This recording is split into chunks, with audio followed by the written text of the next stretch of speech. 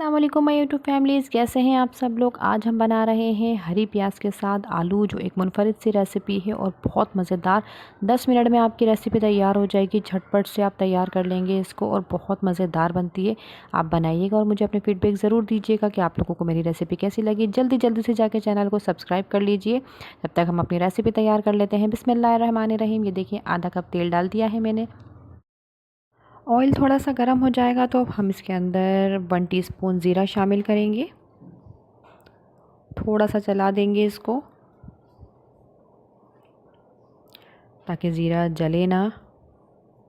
और ये 1.5 पाव मैंने हरी प्याज ली है और इसको काट लिया है इस तरीके से छोटे छोटे, और प्याज के साथ ही काटा है। अब हम इसके अंदर शामिल कर देंगे ऑयल में।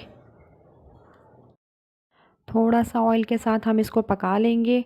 इतना ज़्यादा नहीं पकाना है, तकरीबन एक सेकंड तक हमें इसको पकाना है, इसको चलाना है बस। कि इसको मिक्स करना है हमें, ना तो नरम करनी है प्याज और ना ही पकानी है ज़्यादा।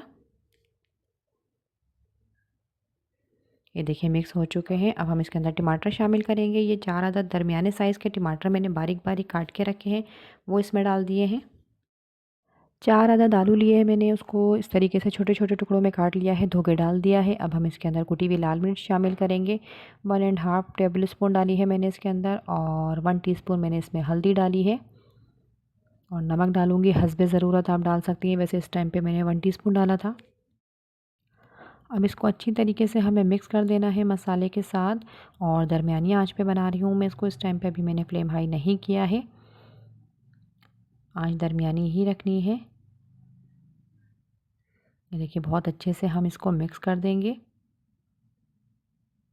अब इसको ढक के 1 सेकंड के लिए हम ढक के रखेंगे इसको। ये देखिए 1 से 2 सेकंड के लिए मैंने इसको ढक के रखा। अब इसके अंदर मैं 1 कप पानी डाल रही हूँ ताकि आलू हमारे गल जाएं। मिक्स कर देंगे और 10 मिनट के लिए हम इसको ढककर पकने के लिए छोड़ देंगे, जब तक हमारे आलू गल जाएं।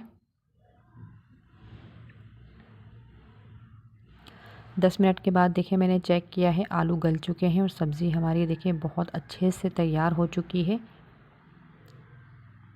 अब हम इसके अंदर नींबू का रस शामिल करेंगे। ये 2 नींबू के रस हैं जो मैंने निकाल के रखे हुए थे पहले से, वो इसमें शामिल कर दिए इसकी मिठास ख़त्म करने के लिए।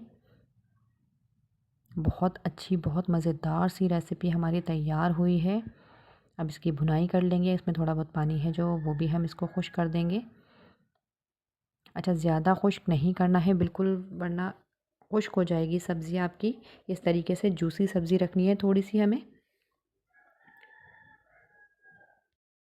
ये देखिए भुनाई हो चुकी है, रेडी हो चुकी है सब्ज़ी। अब सिर्फ 1 सेकंड के लिए मैं इसको ढक के रखूँगी दम पर, और फिर उसके बाद मैं इसको सर्विंग प्लेट में आपको निकाल के दिखाऊँगी कि कितनी मज़ेदार हमारी सब्ज़ी रेडी हो चुकी है।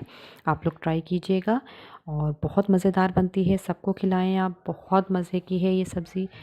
आप लोग अपने फ़ीडबैक मुझे ज़रूर दीजिएगा कैसी बनी आपकी रेसिपी। दुआओं में मुझे याद रखिएगा और दूसरी रेसिपी तक के लिए मुझे इजाज़त दीजिए। अल्लाह हाफ़िज़।